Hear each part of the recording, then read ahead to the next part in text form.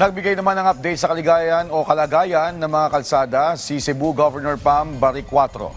Ininspeksyon ngayon ng mga otoridad ng mga bitak sa kalye sa barangay Daan Tabogon.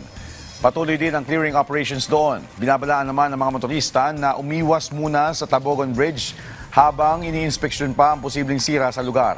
Madadaanan naman ang provincial road sa Tabogon bagamat may ilang debris sa daan. Nag-deploy na rin ang road clearing team sa lugar. Kaugnay niyan, isang sirang istruktura ang iniulat ni Baricuatro. Katabi ito ng St. Paul Academy sa poblasyon Bantayan, Cebu. Iniinspeksyon na rin ng mga otoridad ang pinsala sa lugar.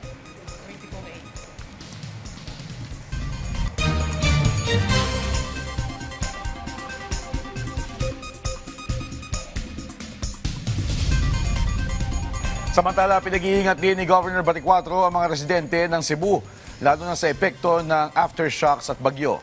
Anya, nakikipag-ugnayan na rin siya sa Office of the President at mga ahensya para sa karagdagang tulong sa probinsya.